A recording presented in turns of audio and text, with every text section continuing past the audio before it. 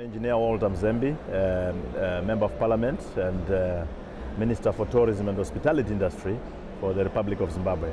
I'm happy to be here at the World Travel Market. Well, World Travel Market is drawing to a close, but it's been a very, very busy time for you. It has been indeed. We are coming back in after quite a while.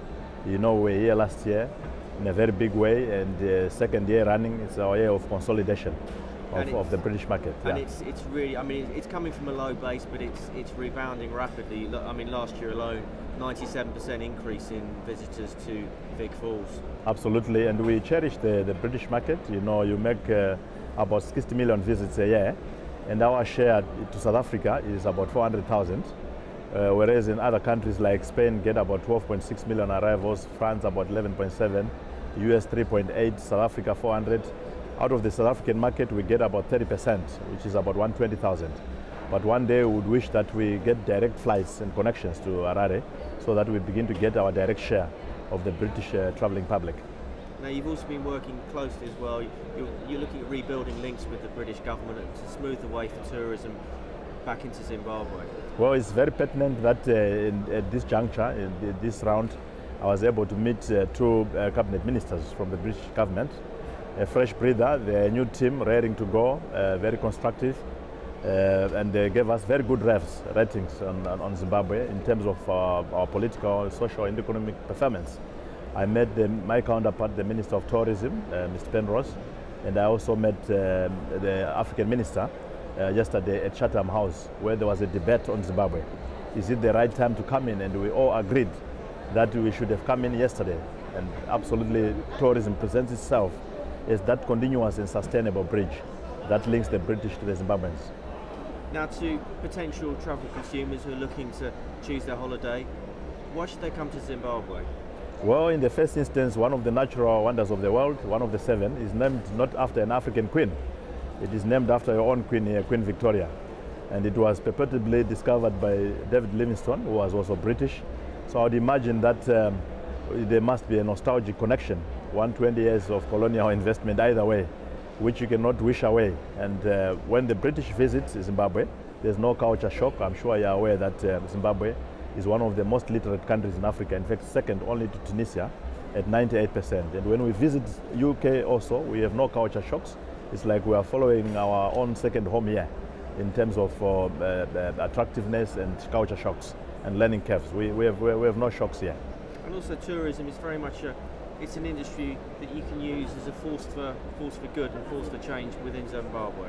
Absolutely, it is the forerunner really to foreign relations. It is the only bridge that we should never allow to burn. It must remain standing even when we are in political disagreement. Our people must continue to be in contact. And I'm advocating really going forward for positive advisories to the British public.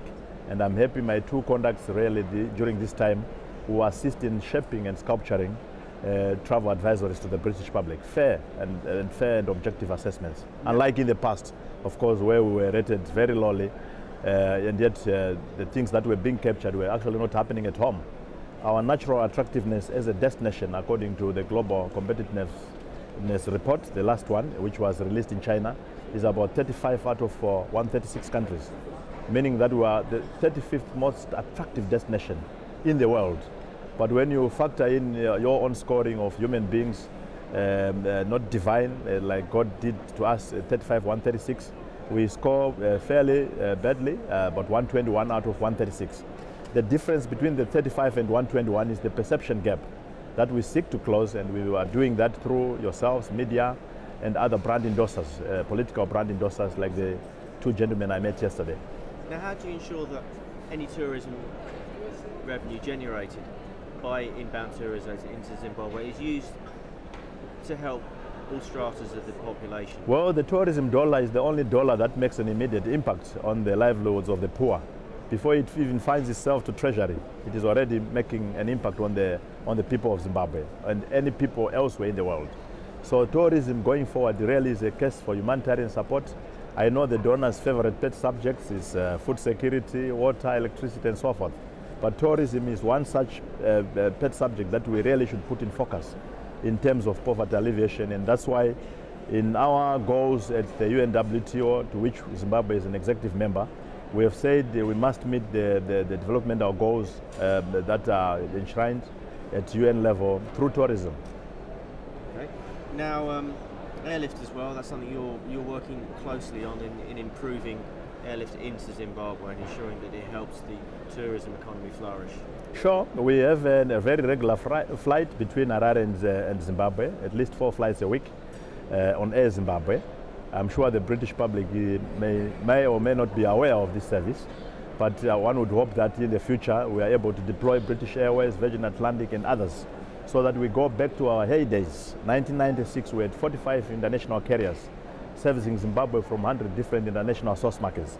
I'm wishing for that day when we can have those flights coming back to Harare with our own national carrier finding its own point of equilibrium within the context of that competition. It was doing very well, our national carrier, when it did that competition, because it was bringing critical mass to the country. So I hope one day, in the not too distant future, we're able to commission new services between Harare and London and Victoria Falls. Okay, Minister, well, thanks very much for joining us today at World Travel Market. Thank you, I appreciate it.